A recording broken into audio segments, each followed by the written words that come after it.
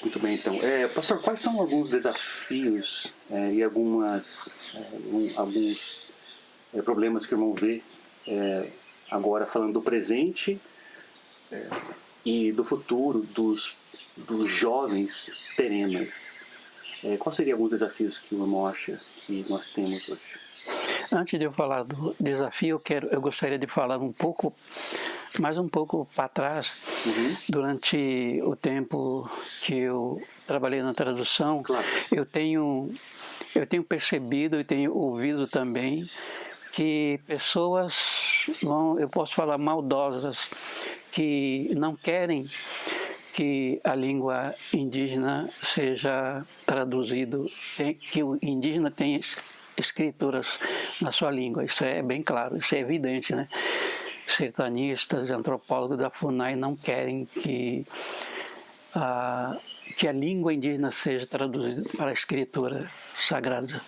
E qual o motivo? E o motivo, eles acham que o índio não precisa do evangelho, o índio, eles pensam assim que o índio é feliz no mato, não precisa de nada, não é como os brancos, tá, a sociedade envolvente, né? Então é isso, eles não querem com isso saber disso, eles não querem que o índio decidem. Se eu como índio, se eu vejo que a escritura é boa para mim, é bom para mim, tendo na minha língua, então eles não querem que eu decida, eles querem que decidir por índio. Então isso que é absurdo.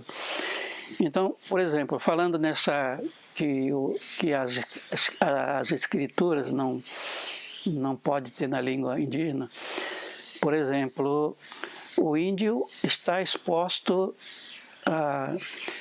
na sociedade envolvente, o índio pode comprar livros pornográficos, pode ter celular e pode abrir ali para ver pornografias. Então, eles não falam nada. Então, como é que se aos olhos do índio está exposto tudo quanto é maldade e a salvação, então não pode. Então, se as coisas do pecado estão expostas aos olhos indígenas e eles entram, eles acessam, como é que não pode ser traduzido a escritura na língua terena que pode levar o índio para a salvação? Não é questão de obrigar o índio, não é forçado a seguir, mudar a sua cultura. Não, é a decisão do índio que vai levar a aceitar a salvação. Então, em vista disso, o Evangelho fez a diferença no povo? Quando o Evangelho entrou, houve uma transformação no povo? Sim. Houve um crescimento social, um desenvolvimento social, as coisas melhoraram, correto? Melhoraram muito, né? Porque a mente muda, o caráter transforma, a ética transforma. Então, o Evangelho é muito bom. Se eu, como índio, eu vejo que o Evangelho é bom para mim, ninguém pode me proibir e não deixar eu aceitar o que é bom para mim. Então é isso.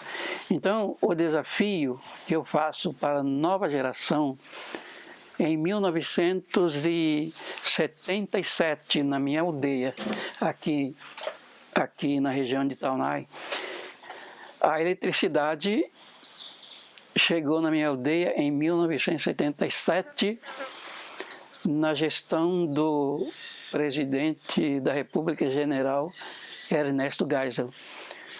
Então, chegava na minha aldeia eletricidade. Então, naquela época estava escura, não tinha rádio, não tinha nada.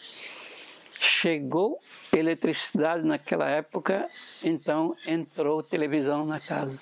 Entrou televisão, entrou muitas coisas que são uso dos brancos. E os brancos não querem isso para o índio, sendo que essas coisas são de utilidade para nós.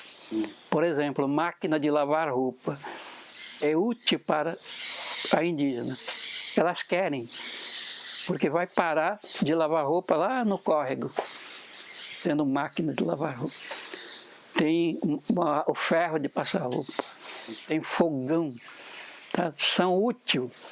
E tem algumas pessoas que não querem isso para o índio. Tá? Então, chegava em 77 a eletricidade, aí mudou tudo. E os dias foram indo. Tá? Com a entrada da televisão e outras coisas envolventes, celular principalmente, o índio agora só ouve a língua portuguesa. Os pais também não querem que o filho fale a sua língua originária. O pai fala com o filho em português. A mãe também. O mais errado, eu acho, falando português para o filho e o filho fala em terena com outras crianças. Tá? Não é ruim o índio falar português, é bom, mas desde que mantenha a sua língua. Tá?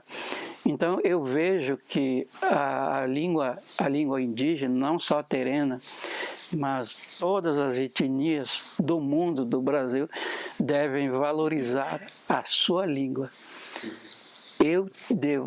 Eu preciso valorizar a minha língua. Não que a tecnologia não é ruim. Eu preciso me envolver nessa tecnologia, sempre mantendo a minha língua, sempre falando a língua. Tá? Então, hoje eu vejo que os jovens não querem saber de falar a sua língua, que é errado, porque a língua é a nossa identidade, é a minha identidade. Se eu falo que sou índio terena, vai comprovar isso se eu falar em minha língua, se eu escrever na minha língua, se eu ler escrito na minha língua. Este é a identidade de um indígena, a sua língua. Então faço o desafio para a nova geração que valorizem a sua língua. Tá? Eu tenho visto que geralmente quando chega dia 19 de abril, muitos indígenas fazem live, colocam cocar na cabeça, se identificando como índio, só que falando em português. Tá? O cocar e o colar, eles colocam na cabeça para se identificar como índio, mas isso não identifica. Quem me identifica é a minha língua.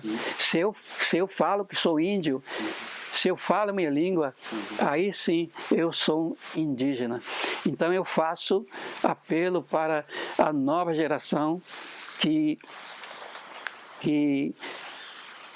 procurem não deixar de lado a língua, que é a nossa língua originária, a nossa língua materna. Então esse é o desafio que eu faço para a juventude. O irmão comentou conosco sobre o irmão tem um manuscrito aqui, algo que foi iniciado, talvez não completado, do livro de Gênesis. Me fala um pouquinho sobre essa questão do que você tem hoje aqui como relíquia, como algo que foi iniciado por você e pelas irmãs, né? Uhum. O que você tem até então desse acervo lindo aí que você tem?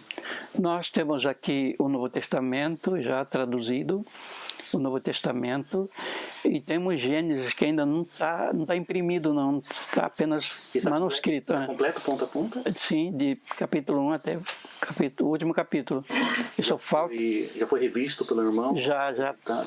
Então está pronto? Está pronto, só falta alguém se interessar e pegar e imprimir. Eu posso imaginar como que é isso para um indígena lendo na sua língua, então, tendo em vista que a língua ela é ligada à cultura, Então uma palavra ela vai ter um peso cultural muito grande do que a segunda língua de uma pessoa aqui. Então, Então a importância do português. é verdade. A importância do terena, Terena. para que venha. Muito bem. Então é isso. E tem esse Gênesis, também temos livros resumidos que está pronto, que não é tradução, livro de Gênesis, Êxodo, história do povo de Israel e reis de Israel, e também a viagem dos israelitas para Canaã. Então temos esses livros prontos já. Não é tradução, é resumido. Tá. Então é isso, né? E temos cartilha terena, a cartilha terena que ensina a ler e escrever. Pendurama?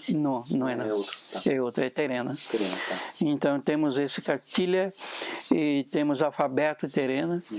E temos um livro que ainda não falei sobre a dança do batepau, dança típica do povo terena.